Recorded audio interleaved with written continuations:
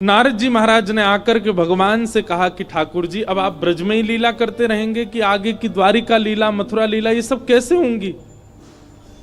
ठाकुर जी बोले, सांची पूछो नारद, तो मैं भूल चुका हूं कि मैं परमात्मा हूं, मैं भूल चुका हूं कि त्रिलोकी स्वामी हूं।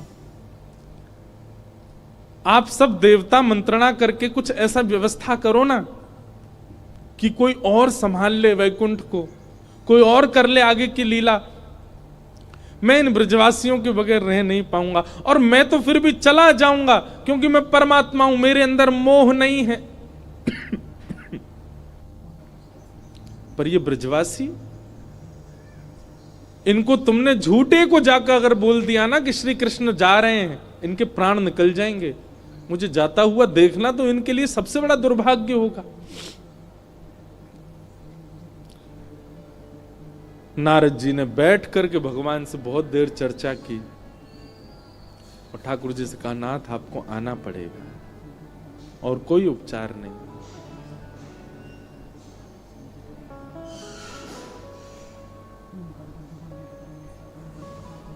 अक्रूर जी महाराज वृंदावन आए और वृंदावन आकर के नंद बाबा यशोदा मैया से कही, कंस ने एक धनुर्यज्ञ किया है और उस धनुर्यज्ञ में आपके दोनों पुत्रों को आमंत्रित किया है। यशोदा मैया बोली, इतने राक्षस भेजे वाने हमारे लाला मारवे के काजे और अब निमंत्रण भेज रहे हो? बोले नहीं नहीं, आपको शायद कोई गलत सूचना मिली, वो राक्षस कंस ने नहीं भेजे हैं। कंस तो इन दोनों को सम्मानित करना चाहते हैं। हमने सुना कुछ दिन पहले बहुत जोर की बारिश हुई तो इन्होंने गिरिराज्य उठा लिए थे, सब आप सबकी रक्षा की। तब से महाराज कंस के नित्य मन में चलता है कि कृष्ण बलराम दोनों आवे और उनको मैं सम्मानित करूं। सम्मान देने वाला कभी राक्षस भेज सकता है? सबके मन में तो विश्वास हो ही नहीं रहा था कंस की बातों पर ठाकुर जी ने मन बनाया कि अगर मैं नहीं बोला तो ये सब तो भेजेंगे ही नहीं। ठाकुर जी अपना रूप बदल के, रंग बदल के और थोड़ा भाव बदल करके सब ब्रजवासियों के बीच में आके बोले, ठीक है भैया, तुम सबरे ब्रजवासी बड़े मतलबी हो। जब राक्षस आ जाए, जब कालिया नाग आ जाए, जब इंद्र वर्षा कर दे तो कन्हैया कन्हैया कहते सबरे डोरेंगे। लेकिन आज एक राजा हमको सम्मान देना चाह रहे हो तो तुम सब चाहो नहीं हो कि हमें सम्मान मिले? इस बात को सुन के सब ब्रजवासी मौन हो गए। ठाकुर जी ने पत्थर रख के ये बात कही।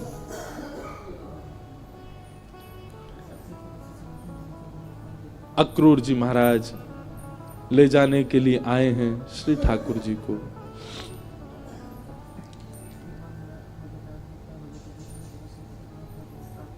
गोपियां, गोप ग्वाल, ब्रज के सब ब्रजवासी मन ही मन विचार कर रहे हैं और विधाता से प्रार्थना कर रहे हैं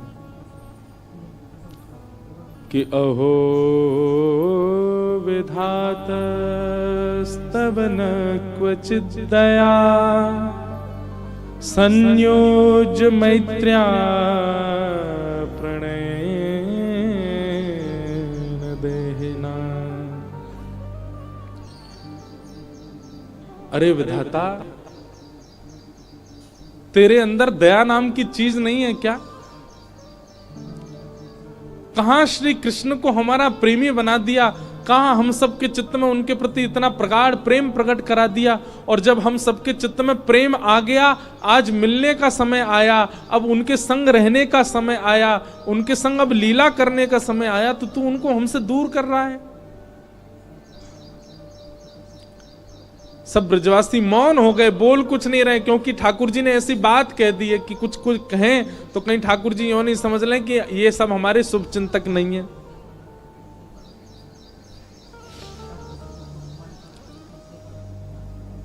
सब ब्रजवासी आज अपने घर नहीं गए, नंद भवन के द्वार पर बैठे हैं और पूरी रात सब सूर्य नारायण से प्रार्थना कर रहे हैं, हे सूर्य नारायण, आप कल उदित मत होना, क्योंकि आपके उदित होते ही लाला हमें छोड़ के चलो जाएगो। रात में यशोदा मैया श्री ठाकुर जी को अंग से लगा करके सो रही है, लिपट के सोते हैं मैया से।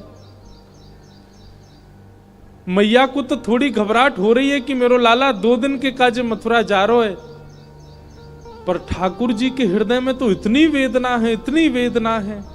बार बार मैया के वक्ष में अपना मुख रख देते हैं और बार बार मैया के तन की सुगंधी को ठाकुर जी भीतर लेते हैं, रोने लग जाते हैं, नेत्रों से अत्यंत आंसू गिरते हैं कि अब ये सुगंधी मुझे कभी नहीं आएगी। अब मुझको नींद कैसे आवेगी मैया से लिपटे बगैर? मैं कैसे बताऊं मैया को कि मैं छल कर रहा हूं इनके संग, अब मैं चलो जाऊंगा।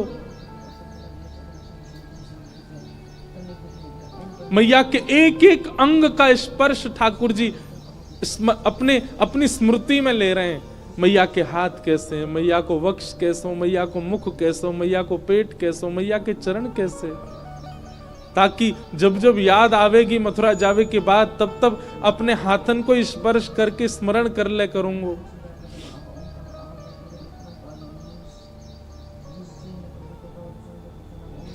मैं एक बात अभी कह रहा था पिछली कथा में, गोपियों का विरह सबने सुना, ब्रजवासियों का विरह सबने सुना, वृंदावन का विरह सबने सुना, हमारी किशोरी जी का विरह भी सबने सुना, पर श्री कृष्ण का विरह किसी ने नहीं सुना। गोपियां वेदना में हैं, ब्रजवासी वेदना में हैं, वृंदावन वेदना में हैं, सब सखियां वेदना में हैं, श्री जी भी वेदना में हैं, पर किसी ने यह विचार क्यों नहीं किया कि कृष्ण भी तो वेदना में है? और मैं व्यास मंच पर बैठ करके कह दूं, संत जनों के सानिध्य में मेरे मुख से निकल रही है ये बात,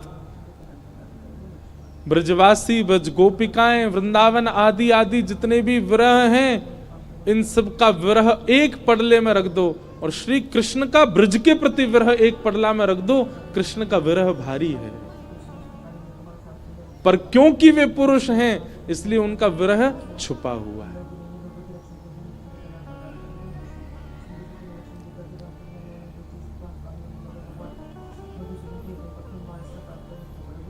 ठाकुर जी कैसे संभाल रहे हैं बंधुओं, देखो, पीड़ा चित्त में होना और वही पीड़ा मुख पे आ जाना ये एक सामान्य विरह है, पर पीड़ा चित्त में होना और मुख पे ना आने देना ये एक विशेष विरह है जो श्री कृष्ण का है।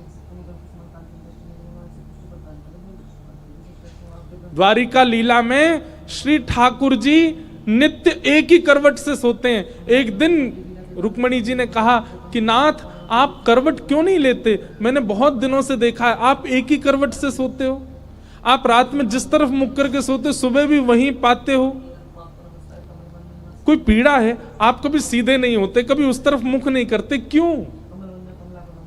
ठाकुर जी कहते हैं रुक्मणी, उस तरफ वृंदावन है, द्वारिका से 1500 किलोमीटर दूर है वृंदावन आज की डेट में, और जिस द्वारिका में ठाकुर जी रहते थे वो तो समुद्र में थी, और 2000 किलोमीटर मान लो। ठाकुर जी उस दिशा में चलते नहीं है, उस दिशा की ओर खड़े नहीं होते ज्यादा देर तक जिस दिशा में वृंदावन है। कितना विरह, कितनी याद आती है ठाकुर जी को वृंदावन की। द्वारिका में उन सब दिशाओं में पर्दे पड़े हैं जिन दिशा में वृंदावन है। ठाकुर जी नहीं जाते, सह लेते हैं। आज सुबह सुबह ठाकुर जी यशोदा मैया ते ही पहले उठ गए और उठ के स्वयं ही स्नान कर लिया। क्यों? क्योंकि अब मैया के ज्यादा स्नेह को मैं आस्वादन करूंगा तो मैं जा नहीं पाऊंगा। मैया उठी, आज आश्चर्यचकित है गई, बोले लाला तू नहा लियो? ठाकुर जी बोले हाँ मैया। तेने अपने आप श्रृंगार कियो? अपनो श्रृंगार नहीं किया, ठाकुर जी ने केवल एक तिलक धारण किया है, एक माला पहनी है बस, और आज ज्यादा विशिष्ट श्रृंगार में नहीं है। बोले मैया मैं जल्दी जल्दी मथुरा जाऊंगा तो फिर जल्दी जल्दी आऊंगा ना, या हमारे मोह लगी, तू तो सो रही है तो सोंदा हूं, मैं जल्दी नहा लियो मैया।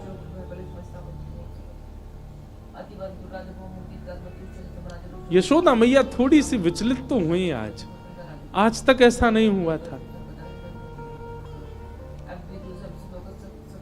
ठाकुर जी ने मन में विचार किया, अक्रूर जी से जाके कहा, अभी ब्रह्म मुहूर्त है, सुबह की बेला है, सब ब्रजवासी अभी सो रहे होंगे, मैया यशोदा नंद बाबा उठ जाएं, केवल इनको प्रणाम करके हम चलें मथुरा की ओर। अक्रूर जी महाराज बोले, जी भगवान। जैसे ही जाकर के द्वार खोला ठाकुर जी ने, असंख्य गोपियां, असंख्य ग्वाल, सब ब्रजवासी, गैया, सब खड़े हैं वहीं पर। और द्वार खुलते ही किसी के मुख से स्वर नहीं निकल रहा, पर नेत्रों से आंसू गिर रहे हैं। ठाकुर जी कह रहे हैं, अरे तुम सबरे सोए ना, तुम सब गए ना?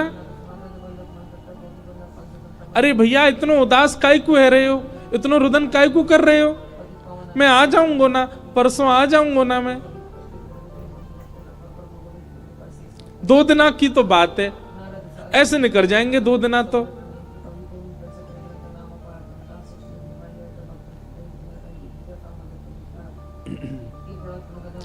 देखे बिन कान्हा जब मन नाही माना,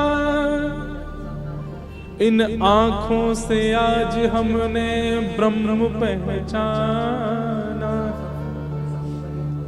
कृष्ण चरण कमलों में मन को लगाना, इन गोपियों का ताना ये उल्हाना, दर्शन का बहाना है। गोपियां बहाने बना बना करके आती हैं। घर में मक्खन धरोए फिर भी जबरदस्ती मक्खन लेवे जामे कि या बहाने कन्हैया दिख जाएगो। घर में गैया बंधी है, गोबर धरोए, पर गोबर लेवे के काजे जबरदस्ती नंद भवन में भीतर घुसे कि कन्हैया दिख जाएंगे। इन बहानों से श्री कृष्ण को नित्य देखने वाली गोपियां वो 2 दिन बिना कृष्ण के कैसे रहेंगी?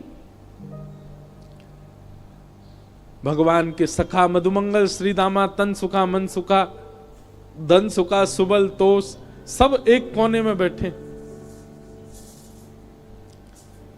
मधुमंगल आके बोले लाला तू जा तो 2 दिना को रहो, लेकिन तने एक बार भी विचार नहीं कियो ये श्री दामा ये सुबह उठते या को नियम है 11 वर्ष थे।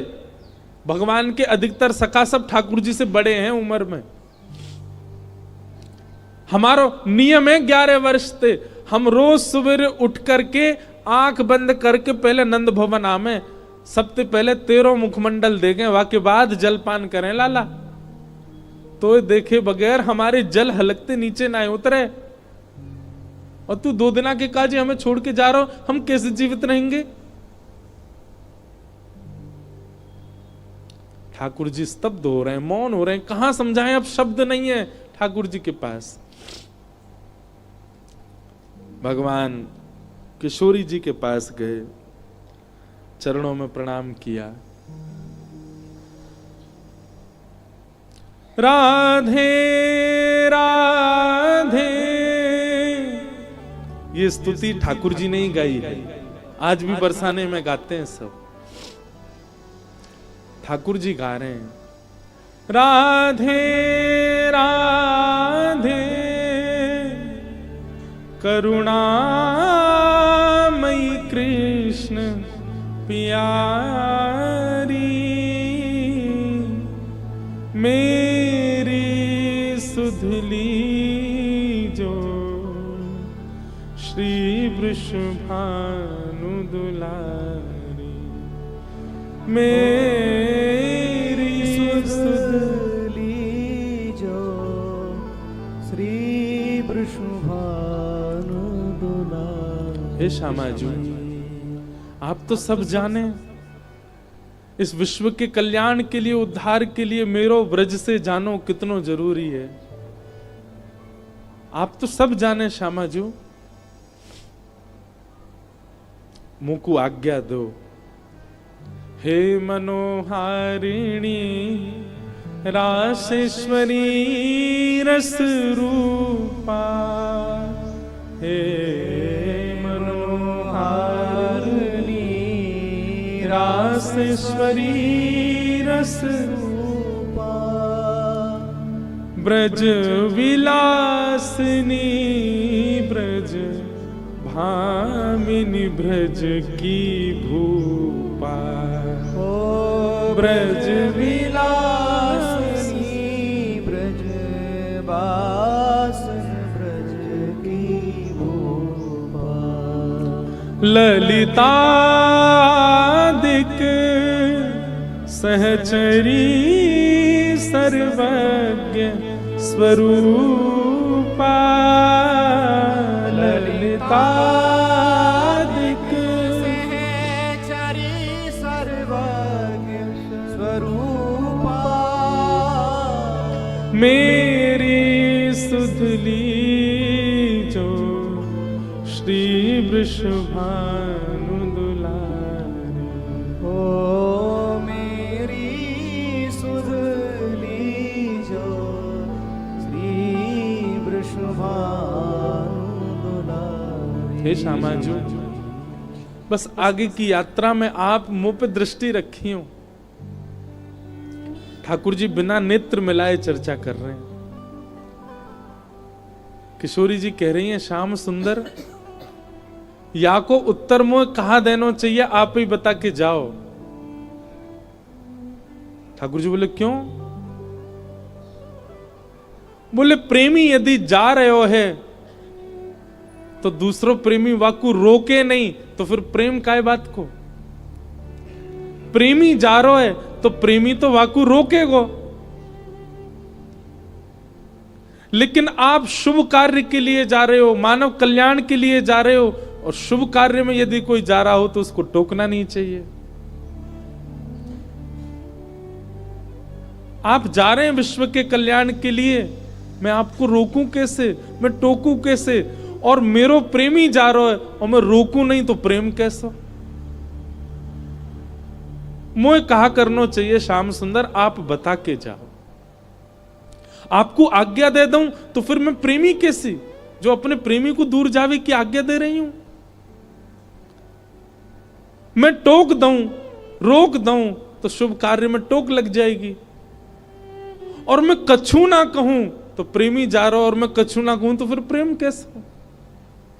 मैं कहां कहूं, मुझे कहां उत्तर देना चाहिए? हे श्याम सुंदर बता के जाओ। ठाकुर जी कुछ नहीं बोले, बस चरणों की ओर देखते रहे किशोरी जी की, और रथ में विराजमान हो गए। निर्वाक हैं, निरुत्तर हैं, निरशब्द हैं। रथ जैसे ही आगे बढ़न लगो, सब ब्रजवासियों के नेत्र सजल हो गए। नेक दूर गयो। यहां अक्रूर जी ने इतनी देर में यशोदा मैया को सब सच बता दिया था। मैया, जे तुम्हारो लाला ना है, जे देवकी को लाला है। कंस से रक्षा के लिए 11 वर्ष पूर्व वसुदेव जी इस बालक को लेकर के आपके पास आ गए थे, और आपकी बालिका ले जाकर के कंस को दी थी, जो कि अष्टभुजी देवी बन गई थी। अब जे लाला अपनी जन्मदात्री मैया के पास जा रहा हो, मैया है सके कि अब लौट के नहीं आवे। आप कृपा करो। अक्रूर जी को नहीं बताना चाहिए था यशोदा मैया को, पर उन्होंने बता दिया। मैया को तो रक्त ठंडो पड़ गयो, पैर के नीचे से जमीन खिसक गई।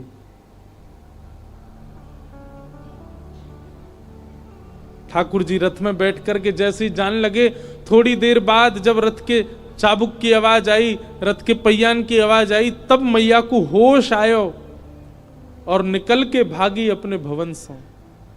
कान्हा रुक जा, अरे लाला रुक जा, कन्हैया नेक डट जा।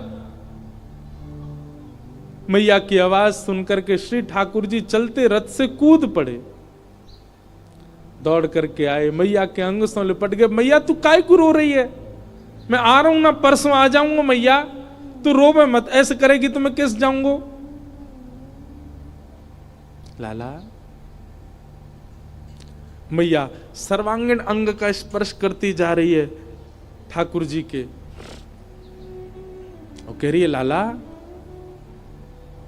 मोए ज्यों पता ही तू गोपीन ते झूठ बोले, तू गालन ते झूठ बोले, सबन ते झूठ बोल ले, लेकिन आज तू मोते झूठ बोल रहा है।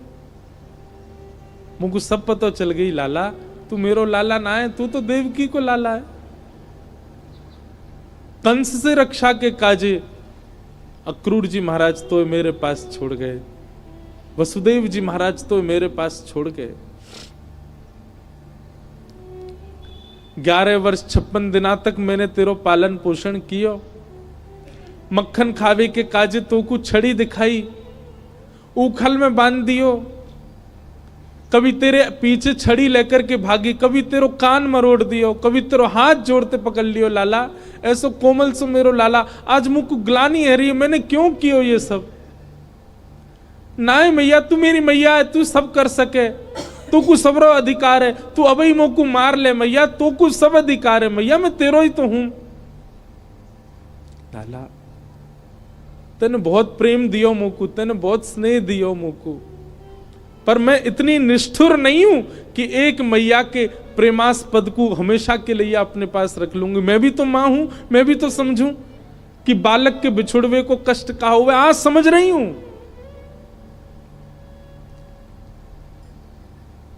मैंने तो फिर भी तेरो संपूर्ण बालपन देखो, पर जाने तो जन्म दियो वह देव की मैया ने तो पूरा जीवन कारागृह में निकाल दियो।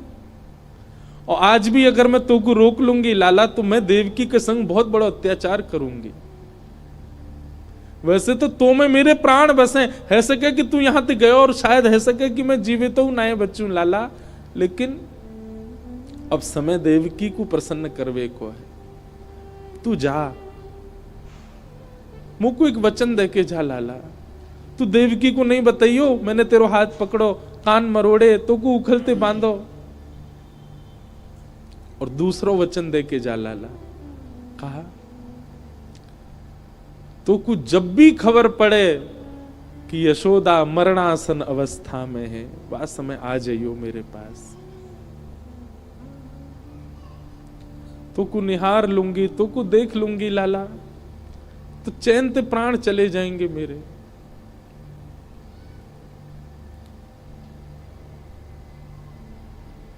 ठाकुर जी लिपट गए यशोदा मैया से, सब खड़े रो रहे हैं, अक्रूर जी तक रुदन कर रहे हैं जो ठाकुर जी को लेने आए। ठाकुर जी बोले मैया तू ब्रजवासी ने मत बताइयो ये बात, ये सब प्राण त्याग देंगे अपने, इन्हें तू यहीं रहने दियो कि मैं परसों आ जाऊंगा। और मैया तू अपना ध्यान रखियो, मैं आ जाऊंगा जल्दी। चरणों में प्रणाम करके जैसे श्री कृष्ण मुड़े हैं रथ की ओर, यशोदा जी मूर्छित हो गए। ठाकुर जी ने गोद में भर लिया, सब ब्रजवासियों से कहा मैया को संभालो। सब ब्रजवासी संभालने लगे। बार बार ठाकुर जी मन में विचार करें मैं नहीं जाऊं, पर ब्रह्मांड दिखाई देवे, त्रिलोकी दिखाई देवे, द्वारिका दिखाई देवे, जीव उद्धार दिखाई देवे, हम मानवन को कल्याण दिखाई देवे, गीता को उपदेश दिखाई देवे, महाभारत को युद्ध दिखाई देवे, अर्जुन पर कृपा दिखाई देवे। इन सब के आगे ब्रज का प्रेम तोलने का विषय नहीं है, पर अगर ये प्रेम को त्याग नहीं कियो तो वो सब नहीं है पाएगा। कलयुग में सब लोग प्रेम जानने वाले समझने वाले नहीं हैं, सब स्वार्थ से मेरी भक्ति करेंगे। ऐसे स्वार्थियों के लिए भी मुझे कुछ ज्ञान तो देना पड़ेगा।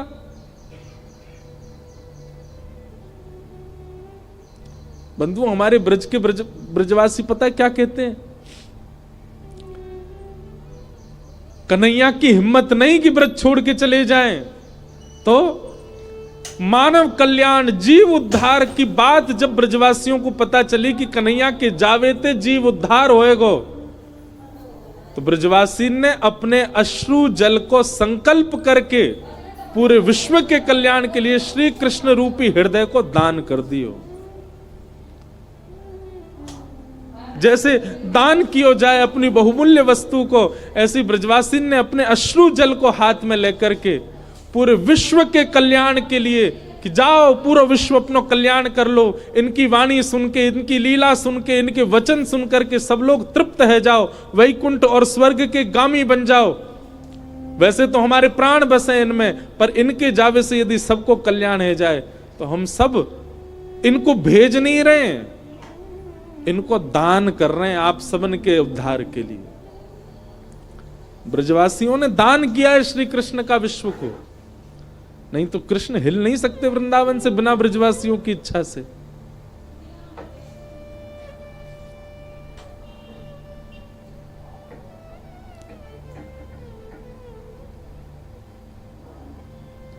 सब देख रहे हैं रथ की ओर।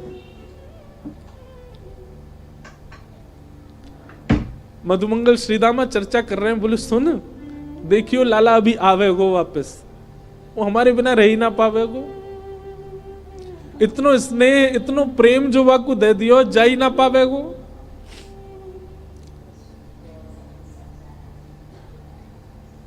मधुमंगल बोलो श्रीदामा पर ये जा रो है, ये आना रो लौट के।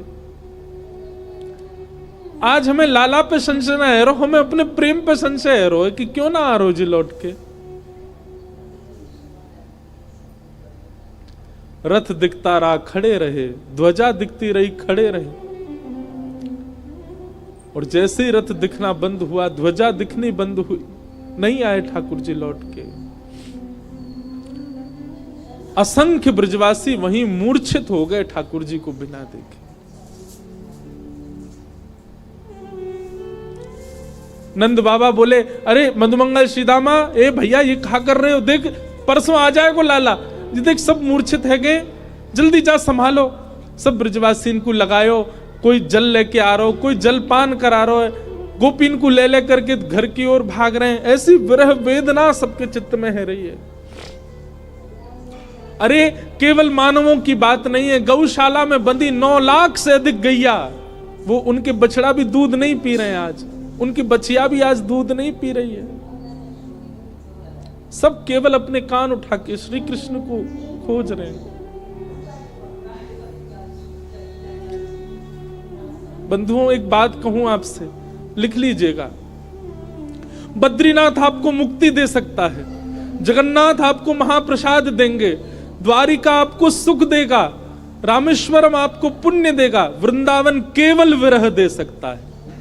केवल विरह है वृंदावन के पास, केवल प्रेम है वृंदावन के पास। पुण्य की कामना से वृंदावन मत जाओ, वैकुंठ की प्राप्ति की कामना से वृंदावन मत जाओ। वृंदावन केवल विरह समेटे हुए है अपने अंदर।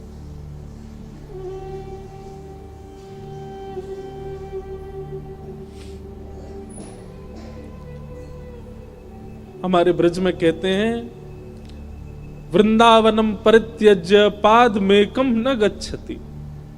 श्री ठाकुर जी वृंदावन छोड़ के एक पग भी बाहर नहीं रखते।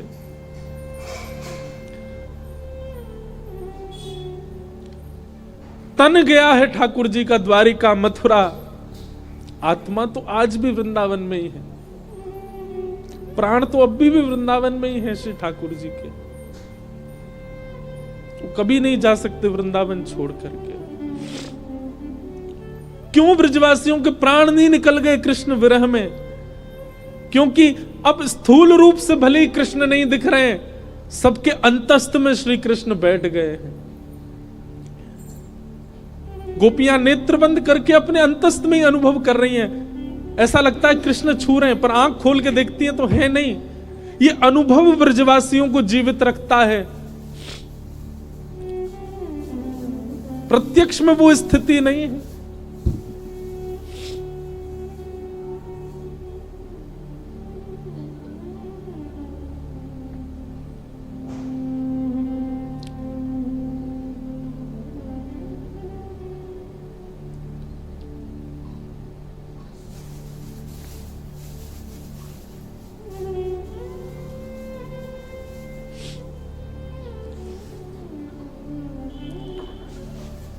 ठाकुर जी मथुरा पहुंचे। मथुरा आकर के श्री ठाकुर जी ने कुबला पीड़ हाथी का वध किया। अब ठाकुर जी की लीला में आपको ऐश्वर्य ज्यादा दिखेगा, क्योंकि प्रेमी श्री कृष्ण तो वृंदावन ही रह गए। ऐसा भी कहूं कि ठाकुर जी का स्वभाव वृंदावन में रह गया, अब प्रभाव आगे आ रहा है।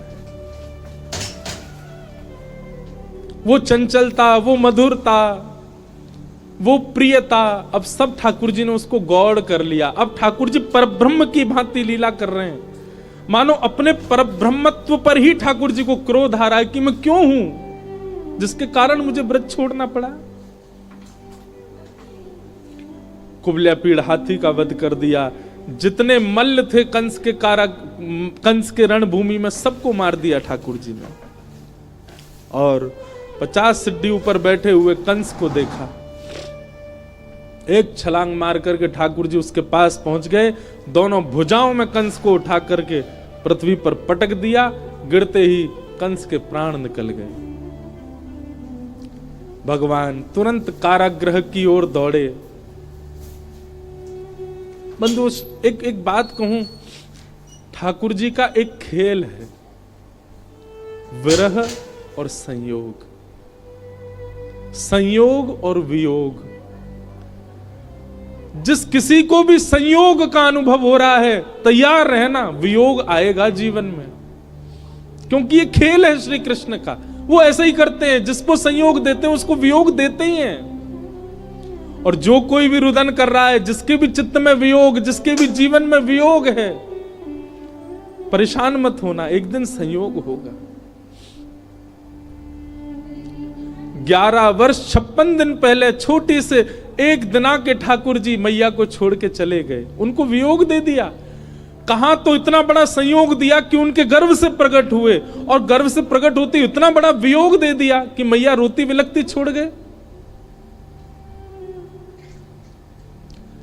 11 वर्ष 56 दिन तक मैं किसका पक्ष लूं, यशोदा जी का या देवकी का?